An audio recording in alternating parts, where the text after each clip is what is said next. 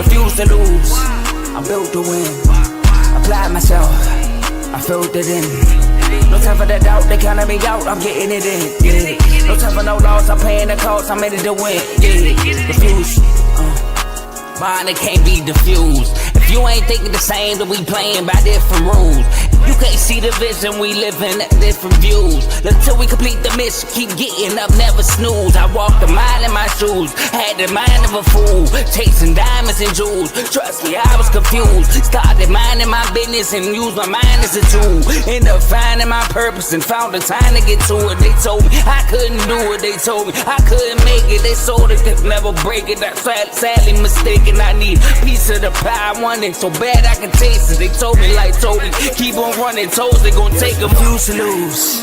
Built to win, apply myself, I filled it in.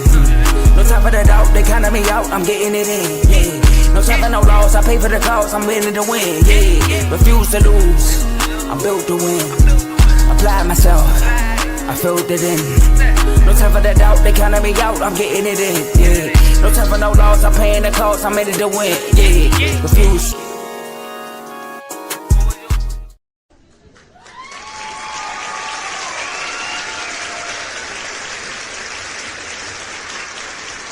Yes, sir. Yes, sir.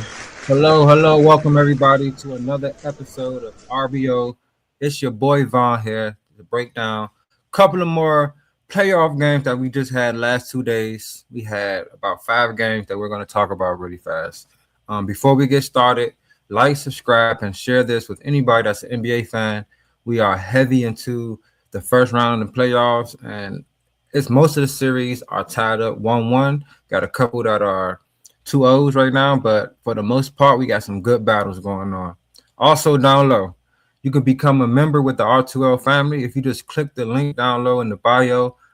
Under that, there's a link. You can become a member. You join our chats on Instagram. We have a lot of fun on those chats. We talk about the games live. We debate live news. You get a lot of good stuff on those chats. And also, every show that's on the network, because I'm not the only one, we cover baseball, boxing, and a plethora of other sports. So please check out everybody, download their tag. Just click on the link, subscribe to those guys, and you will not be disappointed, not one bit. With that done, let's get into the action, okay? Our first game that we're going to go over, we're going to talk about the 76ers, okay? And with this game, the main thing that we're going to talk about their young star guards, VJ Edgecombe and Tyrese Maxey, because, oh my goodness, didn't those boys put on a show. The 76ers ended up winning 111-97, tying the series 1-1. Paul George had 19 points. Tyrese Maxey had 29 points. And then you had VJ Edgecombe with a 30-point double-double because he had 10 rebounds as well. And then Maxey also added 9 assists. So if you guys were with me last show when we talked about, well, not the very last show, the show before last, when we talked about their game 1 matchup, I spoke on how the Sixers should allow Maxey, just open up the floor for Maxey and allow him to create. And 29-9, if you watch that game, the floor was opened up enough for him to work because, to be honest, nobody on that team can really guard Tyrese Maxey. And it's not because he's just too skilled. He's too fast and skilled. It's like the combination of both is hard to stop. And then you have the shooting ability of everybody that's on the Philly team. You know, you got Drummond out there knocking out threes. So Tyrese Maxey, I thought he really controlled the game. From the jump, he took 10 shots in the first quarter. So he was very, very aggressive starting the game. Also, I want to give a shout out to Paul George really fast. I think Paul George came out the gate very aggressive. I was on him last game. He only shot 8 shots the whole game. Well, the first quarter of this game, he took 4 shots. He was 3 for 4, setting the tone, which in these type of playoff games, that's what you need. You need to set the tone. You can't get punched in the face, punched in the mouth. You have to do the punching. You have to be the guy that is going to initiate the contact. You can't be the team that just going to, take the punches. And Paul George, to me, came out and he was just a little bit more aggressive. And that's what you need, especially when he's the best wing player that has size on their team. Kelly Oubre is nice. He's a good guy. And VJ and Tyrese are smaller guards, but Paul George, 6'7", 6'8", can do a little bit of everything out there. So I thought that was very critical for them as well. So we do have a guest in the building. He's in the background. We about to get him up on here. Got my boy representing the Boston Celtics. See, I just spoke about the Sixers for a reason. Welcome to the stage, my boy Mike. How you doing, my boy? What's going on, bro? What's going on? Thank you for having me today, bro.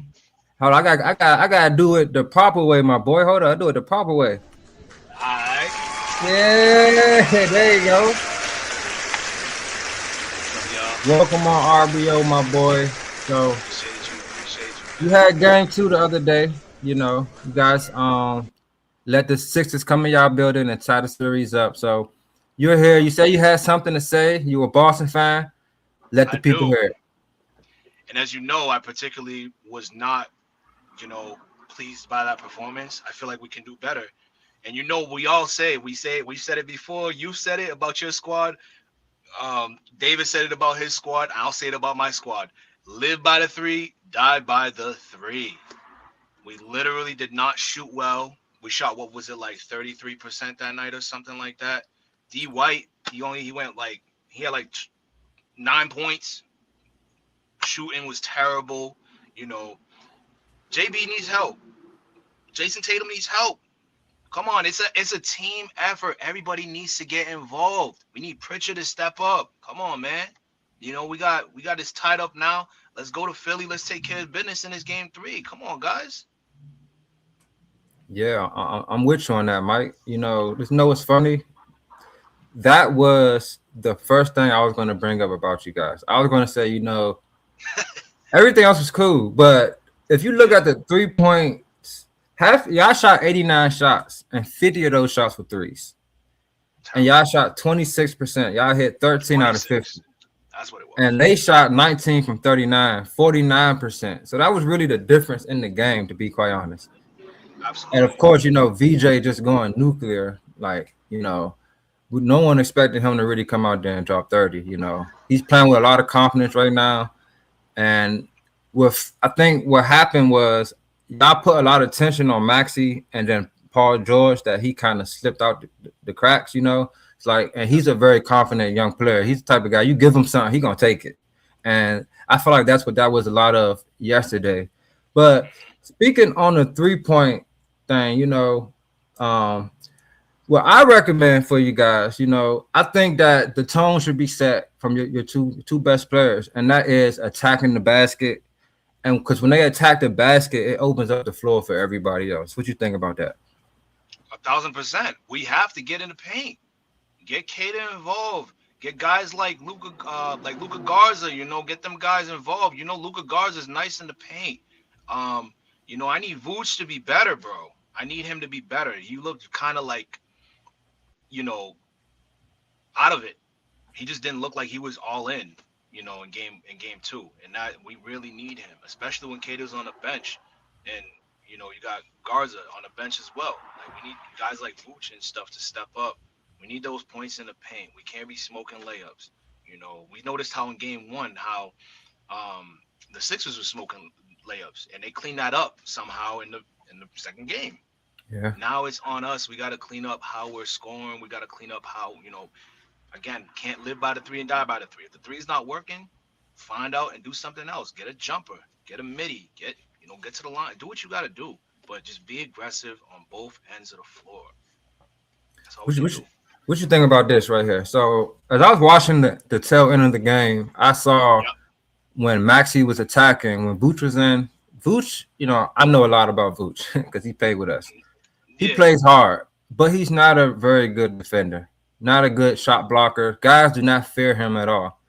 How do you feel about putting Garza in a little bit more? Because I think he's a better defender and he's more of a hustler than a Vucevic. Because a lot of times when Maxey was driving, it was like Vucevic would show, but he would never make Maxey make a move. Maxey would just keep stuttering, and he'd just get a layup. So what you think about that? I like it. I think Garza should be getting more minutes. Garza, has a three.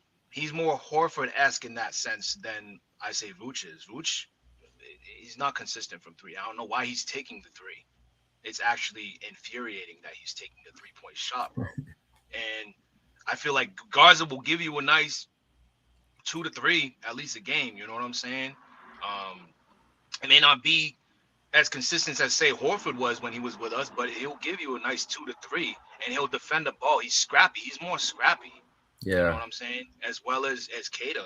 But I feel like Mazzulla needs to understand that, and like you saw what I said. I was talking to J-Mo, and I was like, yo, in the chat, and I was like, yo, we need a sub right now. As soon as I said that, Kata came in. Out.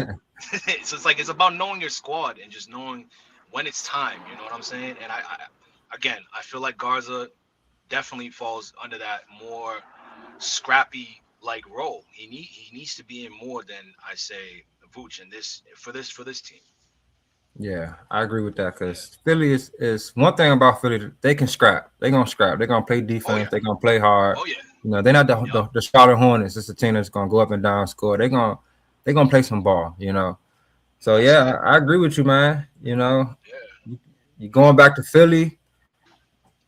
What you want to see from you guys heading into Philly, man? Game 3. I want to see us locked in and ready. I need to see guys firing on all cylinders like we were in game 1. I need more from D. White. Yes, D. White, I'm talking to you, bro. You got to step it up, man. Step it up, as Dave would say. You know what I'm saying? I need him to step it up. I need to see more from Pritchard. I need to see more from our guards. I need even our bench squad. You know what I'm saying? Shireman was doing his thing a bit. I'm not gonna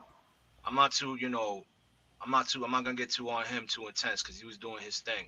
But I need to see more from them guys. You know what I'm saying? They've been here long enough. They know what it takes to win. So I don't want to see the wishy-washiness. I want to see consistency. I want to see good basketball. Hey, man. 48 minutes. Yes, sir. Hey, you heard it here from Mike, man. Derek White, only 8 points in 39 minutes. Peyton Pritchard, 4 points in 27 minutes. That is terrible. So, yeah, I'm with you on that, Mike, right there, man. Well, man, y'all game, I think y'all play what? Tomorrow, right? That's it. We gotta be play tomorrow night. So, if you got for guys like Oubre. Oh, yeah. I'll be ready for guys like, Maxey, them guys over there. They're ready, man. Yeah. They're ready to play. They're about to have that home crowd behind them, too. So, and I keep hearing rumblings about Embiid may come back one of these games. So, I'm not sure if that's going to help them or hurt them, to be quite honest. So, yeah. It's going to be interesting. So, well, I appreciate you, Mike, for coming on, man. Appreciate you for having me, bro. Oh, yeah, definitely, man. Make sure y'all join the chats because Friday night when the game on, my boy Mike gonna be in there 10 toes down like always. Always, man. Always. I stay behind my squad, man. Yes, sir. You want tell your squad any last words before you get up out of here, man? Let's go Celtics. Let's take care of business. Game 3. Let's stay locked. That's all I got, really, man. Shout outs to RBO. Shout outs to the Refuse to Lose Network. Shout outs to y'all, man. Yes, sir, man. Appreciate you, Mike, man. Well, you have a good day, man. Get that money. I'm gonna catch you in the chats. Of course, bro. See you later, man. All right, my boy. All right, bro. Later. That was Mike, man. He's one of the most loyal Boston fans I've ever met. Solid, always in the chats, repping his squad. So if you become a member, you definitely gonna see that name, Mike. You gonna see that exact name right there in the chat. So definitely lock in with us. But to sum all this up about the Celtics and the 76ers, man, I wanted to give a shout out to those two guards. VJ Edgecombe, 30 points, 10 rebounds. I think he had a record, first rookie to do so in a while. Then you also had Tyrese Maxey with the 29 and 9. I mean, that's something that Philly fans can really look forward to. They got Embiid, who's in and out the lineup all the time, but this is a very bright future. I remember last year when they got McCain, I was like, yo, they might just want to run with these two guards because those two guys are electrifying, and they still have the same exact thing going on with VJ and Tyrese Maxey. So, Philly fans, that might be something you guys might want to look into. I'm not sure how you can get rid of MB. You might just gotta let him go or whatever. Take that L, because those two guards leading the way might be a beautiful thing. You get him a young big man that can catch lobs and rebound. Oh my goodness, that would be crazy. So, hey man. Good dub for the Sixers. Hey, they made me a believer without Embiid.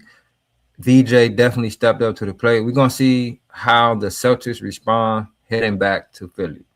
And that game is this Friday, I believe. So we're going to find out. Yeah, it's this Friday at 7.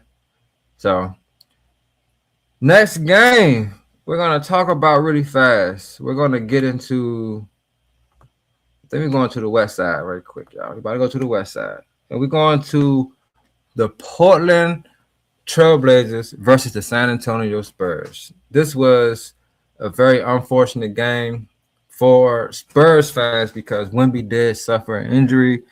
It's a bad fall. He got concussed, and now he's in concussion protocol. I think he's doing he's running and stuff right now, so I think he's gearing back up to get back on the floor. I'm not sure if he's going to make it, when he's going to make it, but this team definitely will need him for sure. Portland took advantage of that, having beat the Spurs in San Antonio 106-103. And I really enjoyed this game because it was just a nail biter. You had a little bit of everything out there. Portland, we got to give a big shout out to Scoot Henderson, former 3rd overall pick, came out the same year Wemby came out, behind Wemby and Brandon Miller. And he had a coming out party. Starting off in the first quarter, dropping 13 points, going 3 from 3 from the 3-point line. He set the tone. And you guys hear me say that a lot because that's what you need, man, in the playoffs. You need, just period when you're playing basketball, but especially in the playoffs, you have to set the tone. And that's what Scoot Henderson did, coming out firing. So this was a game that Scoot Henderson needed because ever since he got drafted top 3, you saw little splashes here and there of why he was drafted top 3. But then injury set in, then he fell out of the rotation. But the injury to Shaedon Sharpe was a blessing in disguise for him because he was able to get back into the rotation. And look, he's making the most of it. First game, he dropped like 18, and now 31. He's been the most consistent scorer for this team. And I thought that this was just a good sighting to see. You got a guy like Shaedon Sharpe still. So Shaedon Sharpe, Denny, and Scoot, that's a good 3, to be quite honest. You can probably move on from a Drew Holiday in the offseason. So I thought this Scoot really came out this game and just let the world know why he was picked top 3 like that. But that wasn't just the story of the game, I must say.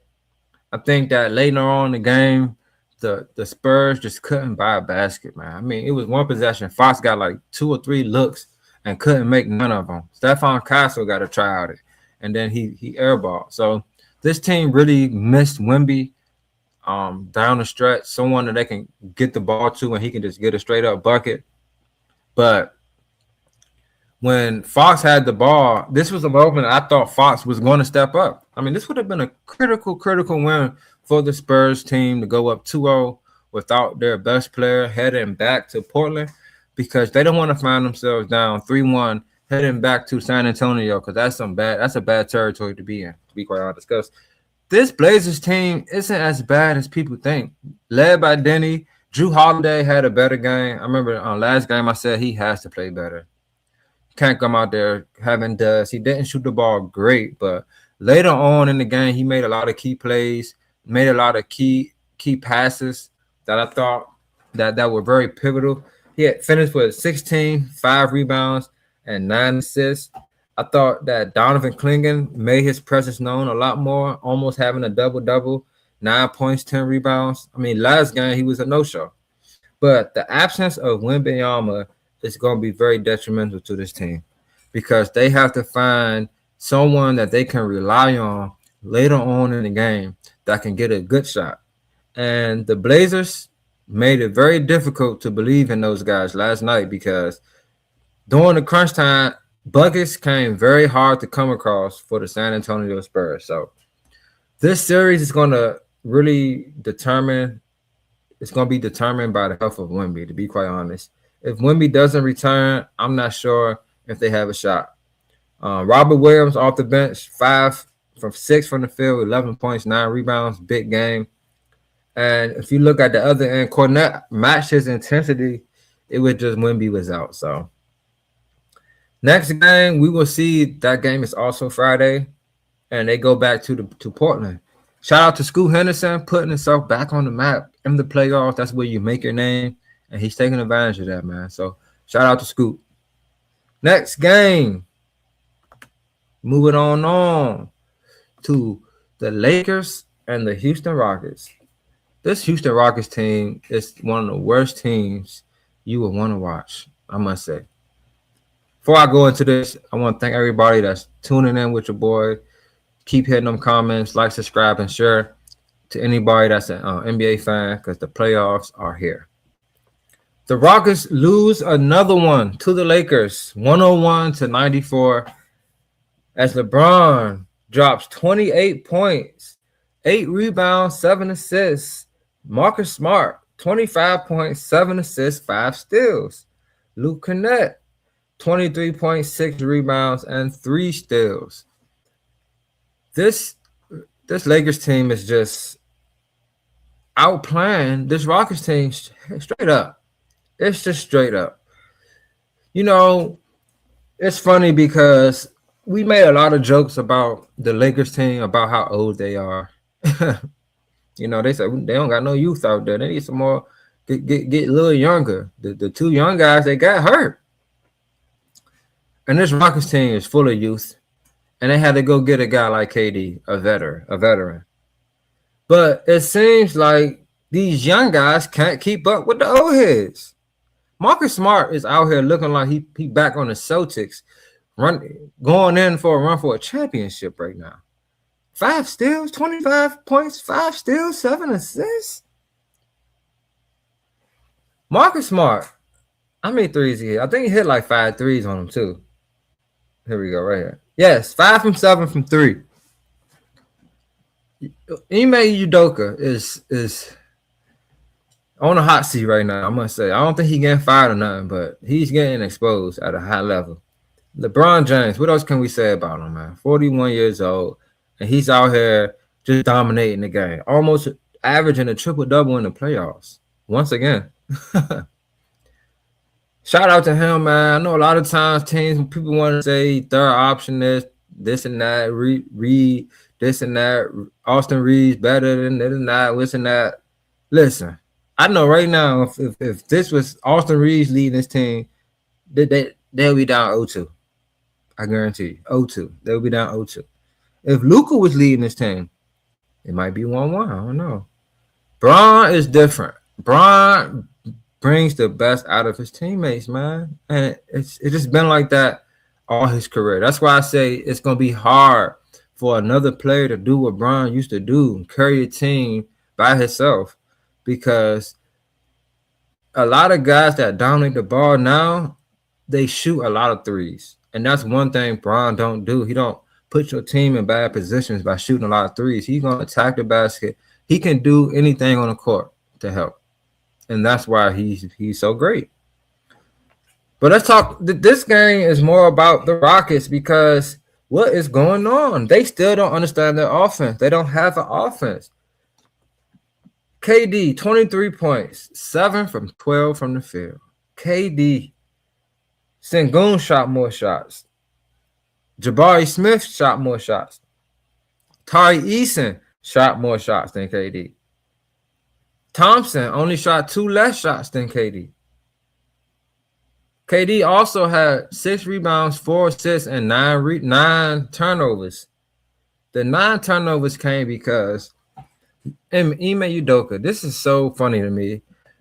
Do you guys remember when the Celtics played against the Brooklyn Nets when they had Kyrie and KD over there? I think James Harden was hurt. And KD, that was probably the worst series KD ever played in his career. he was getting plugged. He couldn't get the ball down the court. He couldn't really get no buckets. It's because they had him doing too much. KD can dribble. KD can bring the ball up, but he's not a primary ball handler. He's not a guy that if you got an excellent ball handler on him, that's gonna make him work. He just going all day. He can handle that. He's not CP3, and it's that's not what he do. He's not there for that. He's there to put the ball in the basket and help the offense flow. And it's funny because Udoka, you coached against KD, and you did the exact same thing. You made him the primary ball handler. And what happened? It did not work out for him. So now you as his head coach, you're going to try it again, even later in his career? Come on, man. Make it make sense. Your other guy that can really create on offense off the wing, Reed Shepherd, he only had 3 shots at the basket. Ime Udoka, you're getting exposed more and more, bro, because you don't have an offense. You cannot facilitate an offense for your team. There's no way that this Lakers team should just be dominating this team like this. Defensively, Marcus Smart, once again, is looking like he's going for Defensive Player of the Year again on y'all. So y'all got to clean this up, man, because you got good players. You got good personnel. You just have to implement an offense that's going to bring the best out of them. And to be quite honest, I think it's over for you guys because we're sitting here in the third game of a playoff series and you still don't have an offense. This is going to forever be the conversation until Van Vliet come back or y'all get a point guard. Y'all don't have a point guard to help initiate your offense. So that's why you guys are going to just keep on. Y'all just going to keep falling, man. You're not going to beat a well-coached team that way. And even if you want to say JJ not a good coach, I think he's a solid coach. But he has to do a little bit more to be considered a good coach. But they also have LeBron James, one of the highest IQs to ever play basketball. Marcus Smart has a high IQ. Luke Kennard has a high IQ. These are good basketball players, and they are exposing this Rockets team. So they better figure something out. KD got interviewed. He was saying he should shoot. He got to shoot more shots. He got to find guys for easier shots. I like him taking ownership, but to be honest, it's not on you, just you, KD. This is like, people had Sengun high. I had him ranked high as one of these young stars. He had to play better basketball. Ayton is not a defender. He should be able to get off on Ayton. And he's a good passer. He has to just open up his game by doing a little bit more out there in the court. So KD, in the beginning, he was playing aggressive. He was getting to his spots, pulling up, dropping them off. He had, 13 points in the first half. Second half disappeared. Because you're trying to do too much being a primary ball handler when you need to just be an assassin out there. Let Sengun and Thompson, all them boys do that. You drop 40. I want you to go for 40. All right? And I think that's what he's going to do next game. He's going to drop about 35 on these boys. But he's going to have to do something. Because if he don't, LeBron James will get you up out of there with lesser talent. And what is that going to say about your legacy against LeBron? Because last time y'all faced in the playoffs, you had that monster team. And he still put numbers up, but you did get at him too. But it's easy to do that when Steph and Clay out there. Let's see how you do when you got Thompson and Sengun out there with you. Young bucks that don't really know what to do. You got to really lead. And I think you're good enough to do it, bro. I think the Rockets team isn't bad. It's just all about how they run their offense and how the structure is. And that's on coaching. So players got to step up. Coaching got to step up. If not, Lakers in 5. All right, next game. The Pistons versus the Magic. Woo, that was a rough and tough game last night, man. Shout out to the Pistons and the Magic. This is probably the most physical battle so far in the first round. And it's like that every year with the Magic. Whenever they play in the first round, when they played those last 2 years in the first round, both games were very physical. But the Magic fall to the Pistons 83-98. Pistons defense showed up big time as Cade led them with 27 points, 11 assists, followed by Tobias Harris with 16 points, 11 rebounds, big time rebounding game. Duncan Robinson, he had 10 points. Durn, 11 and 9. Then you had Amin Thompson with 11 points, 8 rebounds. I'm gonna give Isaiah Stewart some love. He played aggressive. He had a couple of blocks. He brought some intensity for the team off the bench in 16 minutes, 10 points. He had 5 rebounds, and he also had 2 blocks. So shout out to the big Stu. On the Magic side, we had 19 from Suggs, 19, 6 and 4, only 12 points, 2 from 11 from the field from Desmond Bain, unacceptable. 3 points from Wendell Carter, 1 for 6 from the field, 5 rebounds. He did get in some foul trouble. I think it was later in the third quarter, but he did not have a good game at all. Settling a lot for jumpers. Franz Wagner, 12 points, 7 rebounds, 4 from 11 from the field, shot terrible as well. Paulo, 18 points, 7 from 17, 6 rebounds, 8 assists. Man, what a game for the Pistons. The game started off pretty even. Pistons shot the ball pretty well early on. They did turn the ball over a lot of times. Magic could not buy a bucket. The Pistons, I believe, had like 6 or 7 blocks in the first half. And the story of this game was the third quarter, man. Third quarter, the Pistons outscored the Magic by 22 points, pretty much killing them, extending the lead. And the Magic just couldn't regain themselves. The league got up to almost 30 points at one time. It was just abysmal. So the Magic ended up shooting 33% from the field, while the Pistons shot 46% from the field. Neither team shot. The Magic shot better from the free throw line. We just couldn't make enough. They both turned the ball over a lot. First game, the Magic dominated the paint. This game, the Pistons dominated the paint. 34 from 54 in the paint for the Pistons. Was had a lot to do with the game. Pistons got a lot of easy layups.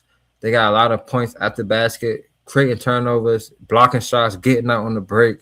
And Cade Cunningham was virtually unstoppable. It's not too many guys that can really stop him one-on-one. I do like the matchup with him and Franz Wagner head up. I think Franz is a really good defender for him. I think he makes it tough on him. He doesn't really score that easy on Franz. But the Pistons and Cade, they do a really good job at just getting the mismatches he wants. And they make sure he gets the ball. When he gets it, he does not play around with the game. He's either going straight to the basket, getting straight to a spot, and he's getting a bucket. That's the one thing you got to love about Cade. No one can speed him up. His game is very smooth and fluid, and he has almost every move in the book.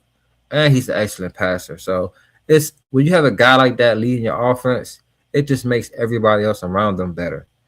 Now, Jalen Duren, he didn't really have an excellent game. They tried to get him going a bit, but the real story of the game was just their overall team defense. I thought the Magic got sped up a lot by their defense, took a lot of fast shots. They made a lot of bad passes. Then, later in the game, I felt like this Magic team was playing a little selfish out there. A lot of times when guys were driving, they could have dumped it off to the big, or they could have kicked it out, and they forced it. And when you have that going on, you're not going to win. You're not going to come back on a team that plays excellent team defense. You're going to need everybody out there to be playing. So that's one thing that the Magic have to be better at. They got to be better at consistently playing team ball.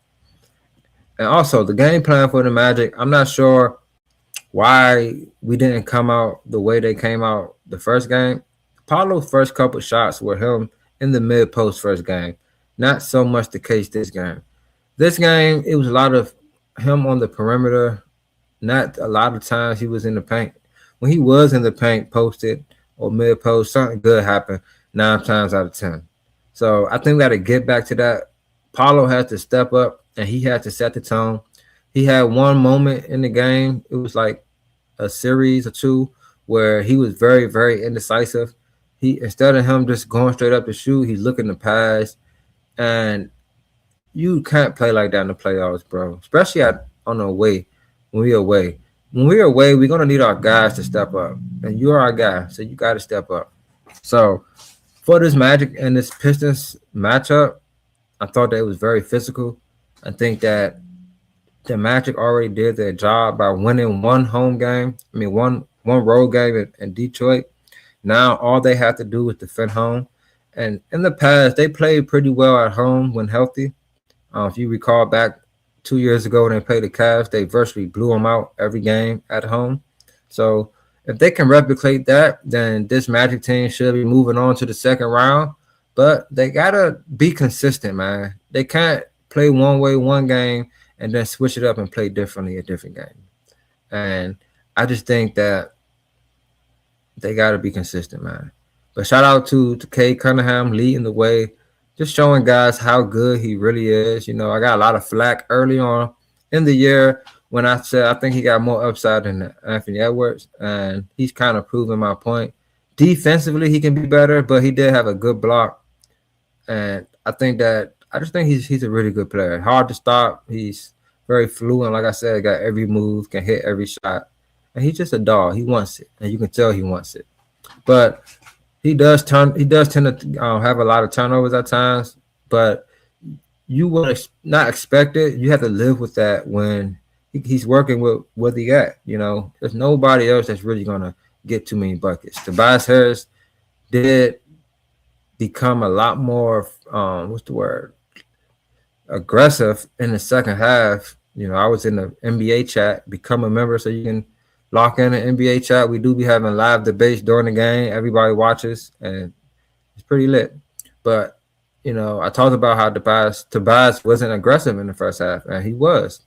But the Magic, you guys really should have capitalized on this game, man. First half, you were shooting about 20-something%, and they were shooting about 55%, and it was a tie ball game.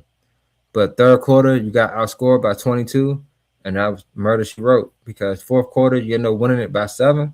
But that third quarter, man, you put yourself in that big of a hole, and you could not dig yourself out. So the series is now tied 2-2. Can the Magic take care of business at home? Offensively, they started to look a bit abysmal out there, but I think that they'll be able to clean it up and bounce back at home, because when that crowd's behind you, it's a ball game.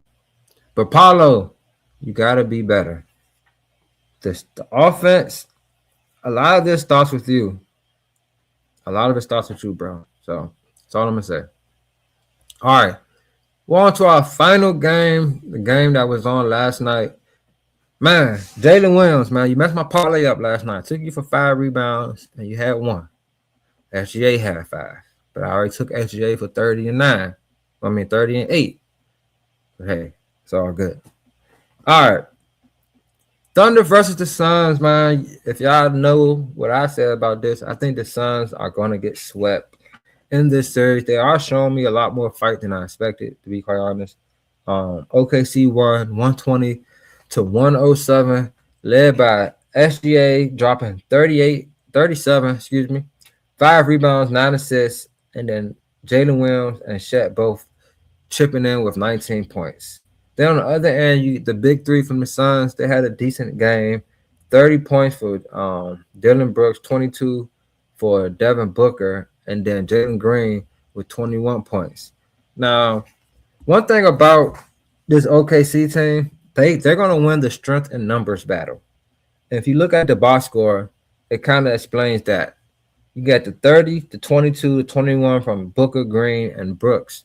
Then you get 16 from Royce O'Neal, 7, and 4 from 3 other players.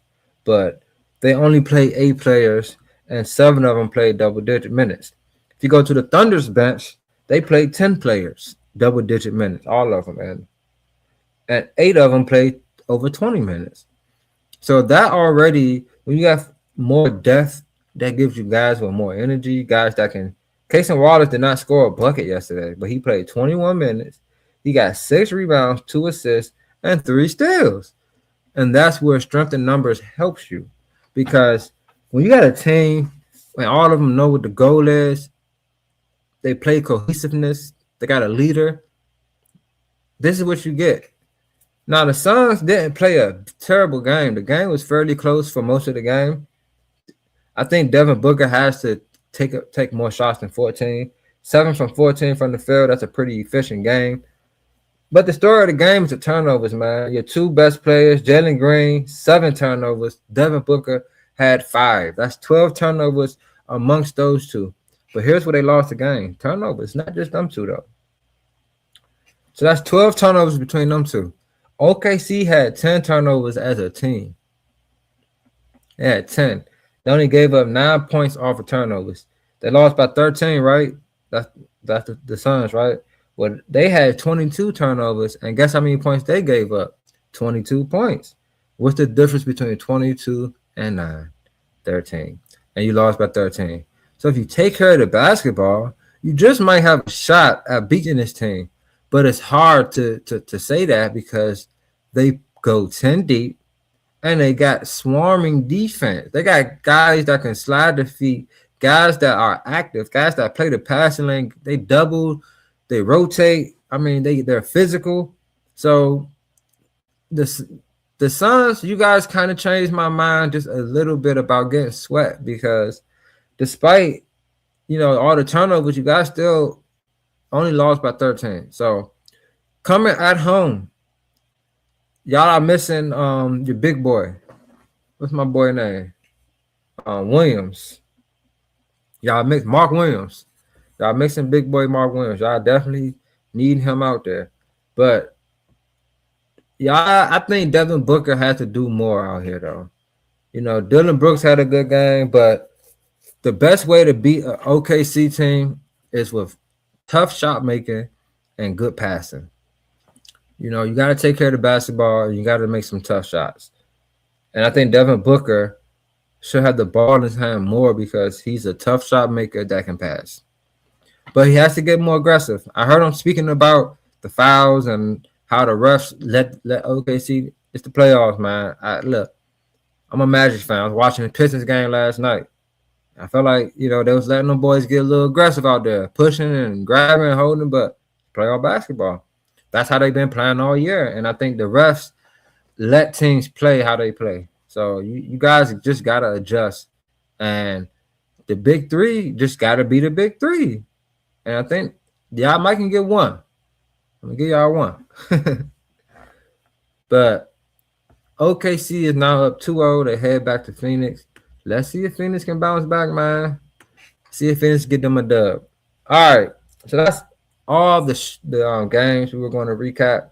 Once again, shout out to the young guards out here balling in the playoffs, making a name for themselves. Tyrese Maxey, VJ Edgecombe, Scoot Henderson, and Kate Cunningham. All those guys balled out of control.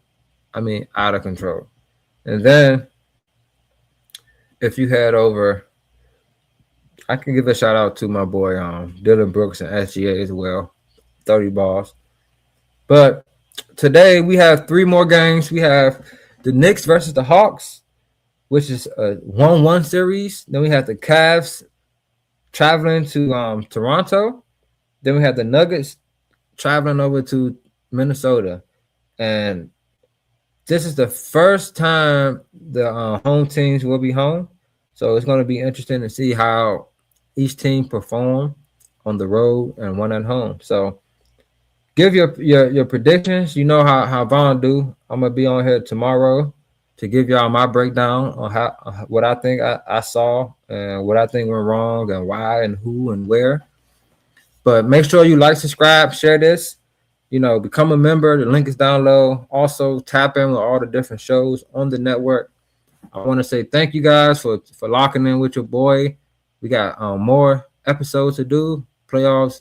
You're just in round 1. It ain't over yet. We got the Knicks, Hawks, Cavs, Raps, Nuggets, Timberwolves. Your boy gonna have something to say tomorrow because with these 3 games, real ballers gonna have to ball.